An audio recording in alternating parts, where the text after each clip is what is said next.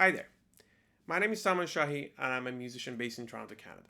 This video is part of a series introducing listeners to the music of the 20th and the 21st century, and helping music enthusiasts better understand major creative practices and aesthetics and styles. So if you have a curious ear and want to learn more about new music, you've come to the right place. We will discuss spectralism in this video, and without further ado, let's jump right in.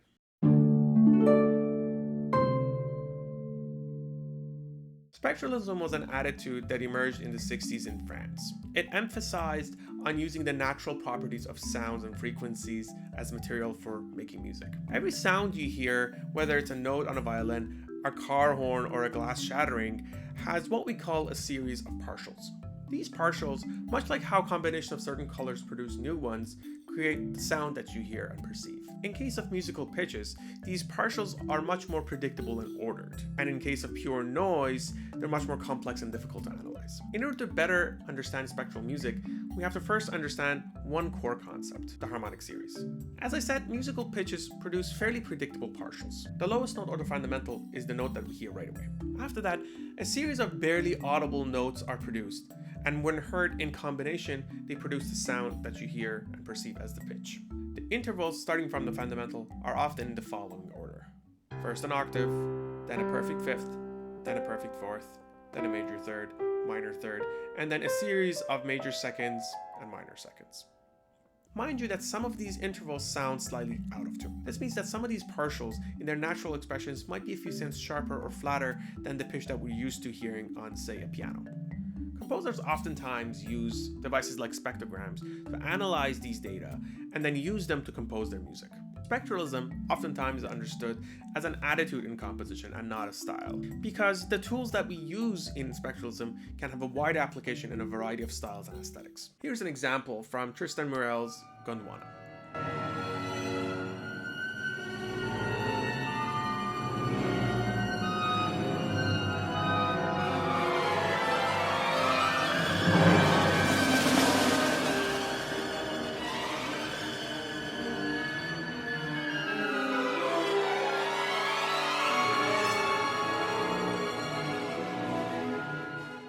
The early works in this aesthetic are often slow, without a sense of meter or impulse, and they often focus the attention on the timbral shifts and colors.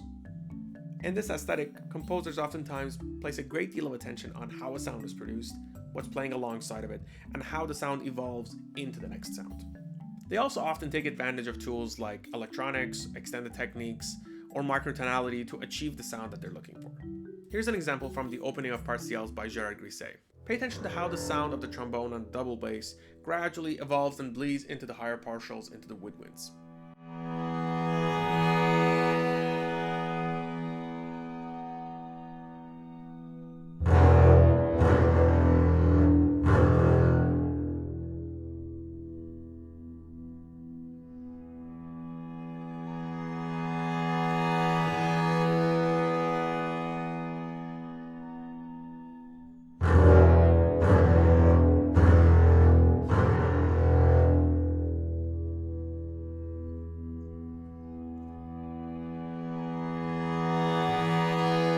Christopher Gainey, in his paper Hearing Timbre Harmony in Spectral Music, argues that there are two modes of listening, analytic and synthetic.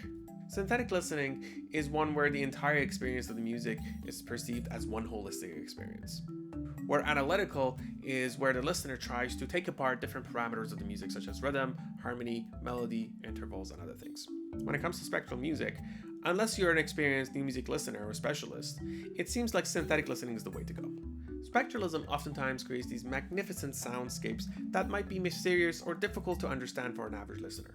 So instead of falling back on our analytical ear, where we're trying to understand the piece in every aspect of it, perhaps a better approach would be to simply allow the brain and the ear to experience the wash of the sounds that the music is offering us.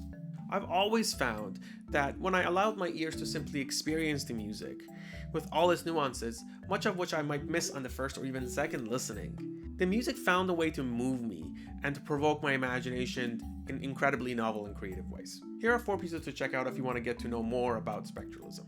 I'll include the links to these pieces in the description below. Tristan Murrell, Desintegration, Gerard Grisset, Partials, George Frederick Haas, In Vain, Per Norgard, Voyager into the Gold Screen. That's it for this episode. If you have any thoughts on this video or any ideas for future videos, please leave me a note in the comment section below. Also, feel free to hit the like and subscribe button to be notified of my future uploads. Thanks again for tuning in, and I'll see you next time.